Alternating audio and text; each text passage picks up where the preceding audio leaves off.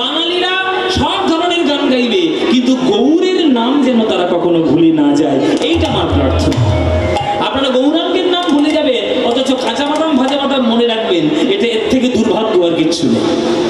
আমি 100% একবারে গ্যারান্টি দিয়ে বলতে পারি বাবারা মায়েরা, কীর্তন গানের মধ্যে যে আনন্দ আছে সারা পৃথিবীর কোনো গানের মধ্যে এই আনন্দ আপনি কখনো খুঁজে পাবেন না।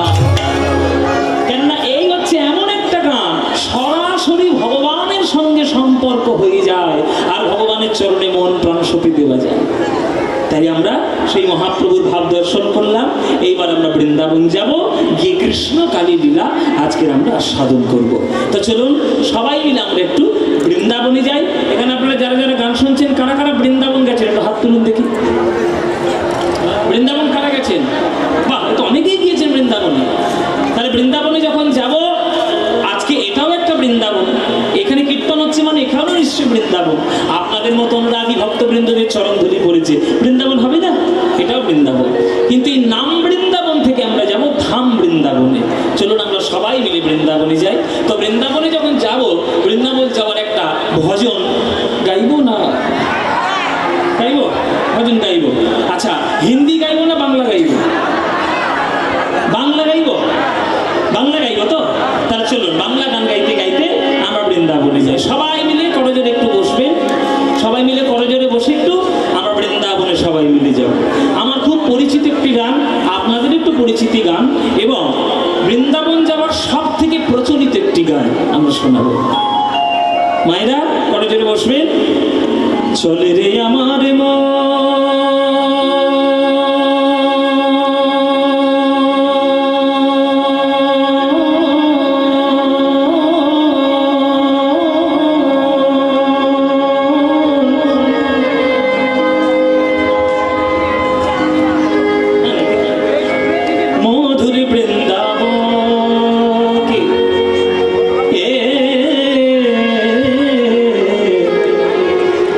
চলে রে আমার মন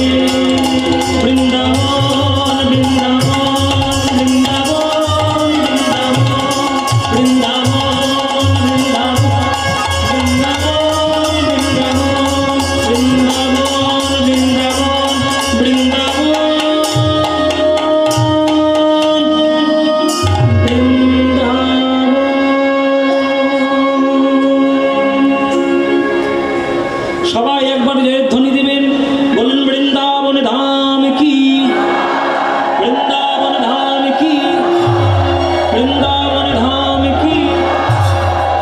বলো শ্রীমতী রাধা রানী কি, শ্রীমতী রাধা রানী কি, শ্রীমতী রাধা রানী কি। बोलो प्रेम से राधे राधे, बोलो राधे राधे, बोलो राधे राधे।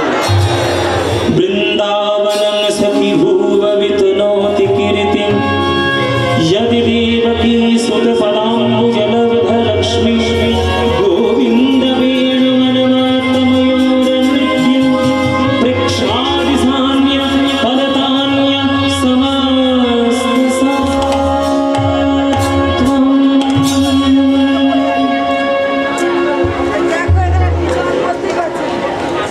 আজ সন্ধ্যাবেলা ললিতা, বিশাখা, চিত্রা, চম্পক, লতিকা, ইন্দুরেখা, তুঙ্গবিদ্যা, রঙ্গদেবী, সুদেবী অষ্টসখী পরিমণ্ডিত হয়ে রাধা রানী আজকের কৃষ্ণ বিরহে সখীদের কাছে বিলাপ করছে।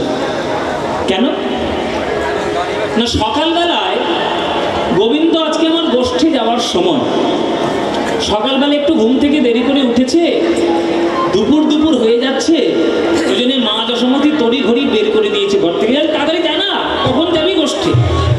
শ্রীদাম সুদাম এসে তারা দরজার মধ্যে দাঁড়িয়েছিল, তারাও তাড়াতাড়ি ডেকে নিয়ে কৃষ্ণকে নিয়ে চলে গেছে। এই তাড়াতাড়ি যেতে গিয়ে অন্যান্য দিন যখন গোবিন্দ যান, তখন রাধারানীর দিকে একবার দৃষ্টি দিয়ে সুন্দর করে নয়নে নয়নে একবার মিলন করে তারপরে যান। কিন্তু আজকের গোষ্ঠে যাওয়ার সময় এত তাড়াহুড়ো করে বেরিয়েছে যে আজকে রাধারানীর সঙ্গে সেইভাবে নয়নে নয়নে কথা হয়নি। রাধারানী ছাদের উপরে দাঁড়িয়ে থাকেন, জটিলা কটিলার ঘরের ছাদে, আর ওই উপর থেকে দর্শন করেন যে গোবিন্দ কেমন ভাবে যাচ্ছে। আর গোবিন্দ আমার ওই বাঁশি নিয়ে দুলতে দুলতে একবার ওই আর নয়নে তাকায়, তখনই রাধারানী তার মনের কথা বলে। কিন্তু আজকে বলার সময় পাইনি, কেননা তাড়াতাড়ি বেরিয়ে গেছে। তাই সেইটা রাধারানীর আমার বড় দুঃখ যে আজকে তাড়াতাড়ি চলে গেল গোবিন্দ, আমার সঙ্গে নয়নে নয়নে ভালো করে কথাও হলো না, নয়নে নয়নে ভালো করে কথাও হলো না। তাই আজকে আমার রাধারানী সখীদের কাছে বিলাপ করছে। ললিতা, বিশাখা, চিত্রা, চম্পক, লতিকা, ইন্দুরেখা, তুঙ্গবিদ্যা, রঙ্গদেবী, সুদেবী আমার রাধারানী সখীগণ পরিবেষ্টিতা হয়ে আজ তিনি বসেছেন সামনে, যেন মনে হচ্ছে একটা সোনার পদ্ম ফুল ফুটেছে। হ্যাঁ, আমার